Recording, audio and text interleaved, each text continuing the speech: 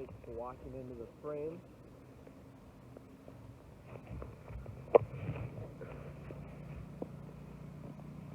Alright, hello and welcome.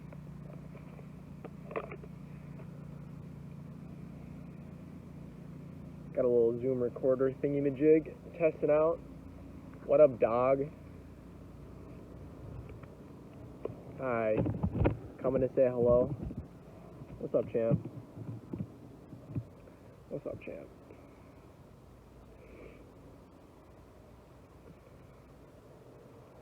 I know it's a nice day out. Jeez.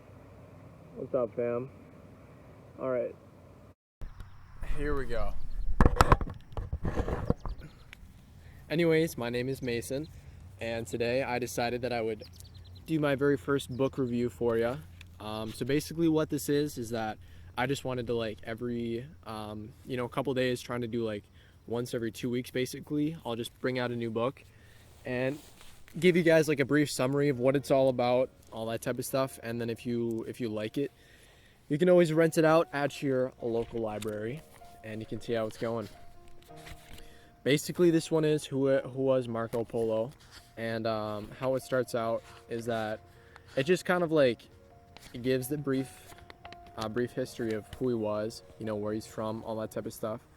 And the main reason that I got it is because I was like, everyone always says Marco Polo in the pool, and like I don't know what that means. So like, who is this guy? Like, yeah, I wanted to figure that out. And for whatever reason, it was driving me crazy, and I wanted some good books to read. So I was like, well, this is a decent start. So I found this guy here. Basically, he's from Venice, and he ends up traveling all over the world. Like not all over the world, just like parts of China and the past Mongol Empire and all that type of stuff. So, like the first part of the book basically is just explaining his family and like their whereabouts, what they do, all that type of stuff. And then later it goes into the picture of what Marco actually ends up doing. So basically, this is what some of the pages look like. They're pretty cool. Just little brief explanations of all the stuff that goes on. It talks about like how silk is made, the real Silk Road, and all that type of stuff. Like, it was actually pretty dangerous, dude. Like, people would die, you'd get like robbed, bandits would come out, all that weird type of stuff.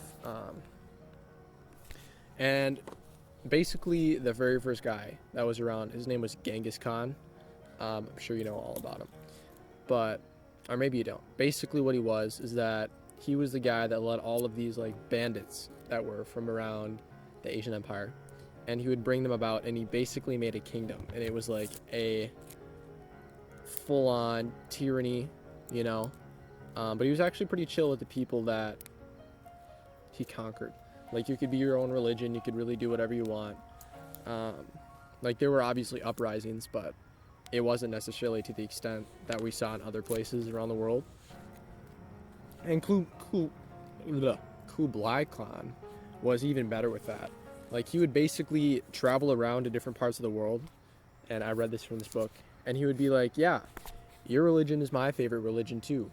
And basically just say that to keep him happy, so that he was like, the guy that was ruling over them, but that was basically it. So yeah.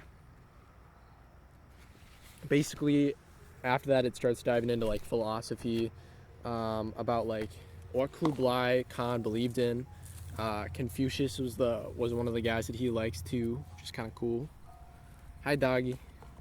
But yeah, I don't want to give too much of it away. I'm just trying to give like a brief summary, trying to keep it somewhere under 10 minutes. It's a pretty good book too. Like, if you check it out, it's around 100 pages towards the end. So, it's 100 pages. So it's pretty easy to read, Yeah, I don't know if I should tell you the best part, but basically it ends up coming down, right? And Marco Polo has been traveling all around the world, or all around, Europe and Asia, which was a big part of the world for them and still is. And basically he ends up going over to Kublai Khan, and he has to do something for him. And Kublai Khan's like, all right, here's this pure solid gold statue that's like, if anyone messes with you, you're gonna die. Like, imagine having that as like a 20-year-old and being like, yeah, I'm goated. Like, you can't do anything about it, dude. You know, like, that's what I would want to be doing. But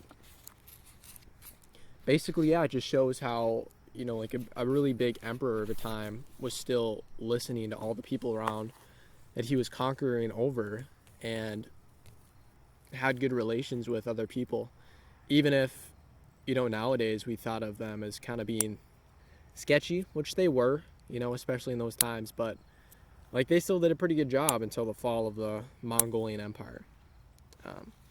But yeah, that's a brief summary of Marco Polo. I'll just try and find a few other cool things here.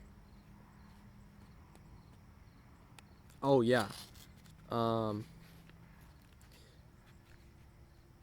Basically, this book wasn't even really written by Marco. Like, he had his journals written down, but the main guy that actually did it, his name is in here.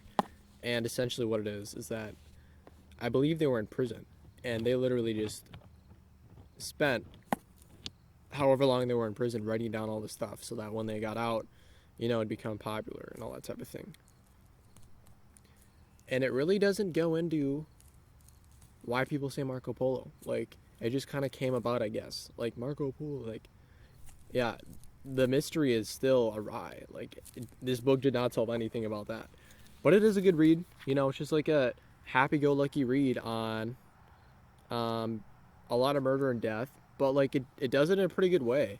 So, if you guys are about that stuff, you should definitely give it a try. And thanks for watching the first video. You guys have a nice time.